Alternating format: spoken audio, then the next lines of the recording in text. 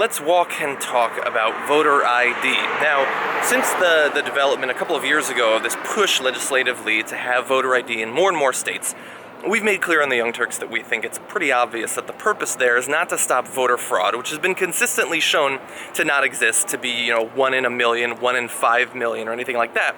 But it's to stop people from voting that the Republican Party doesn't want to vote. People like the young, people like the elderly, people like minorities, and things like that. People in a social class that they don't think would vote for them.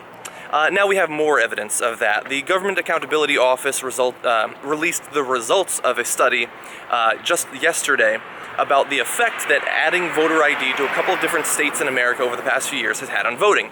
And they have shown that in the states that they looked at, it depressed turnout, they estimate, by 2 to 3 percentage points. Now, let's stop for a second, literally, and talk about that. That basically means that in those states you have tens or possibly, in some cases, even hundreds of thousands of voters who otherwise would have voted who don't now, because they either weren't able to or weren't inclined to go to the effort, the unnecessary effort, since it didn't exist more than a few years ago, of getting these voter IDs.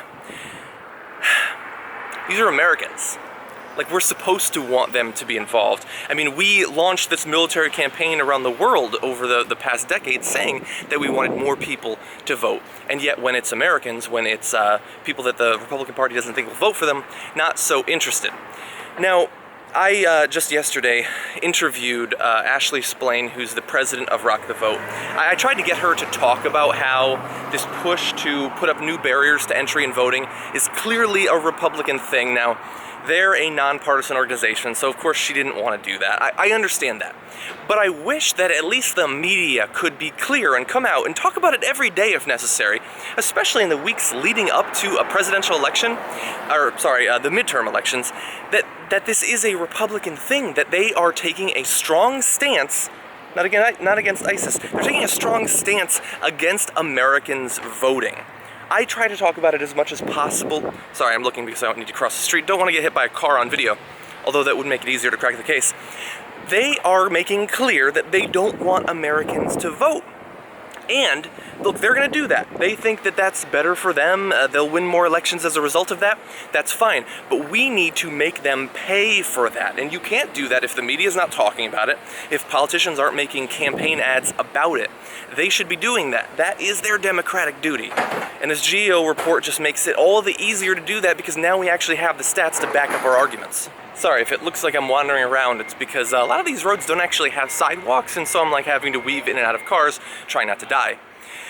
Final point I want to make about this is that one of the main components of my job is that I'm in the political media. Every day we go on and we talk about politics. We cover stories that we think are incredibly substantive, where the actual information matters, and we also cover sort of the metagame around it, about what the media is talking about, what politicians are talking about, both because we think that it's interesting and will keep you interested in the whole thing, but also because you need to understand that context to make a rational decision when you get into the voting booth.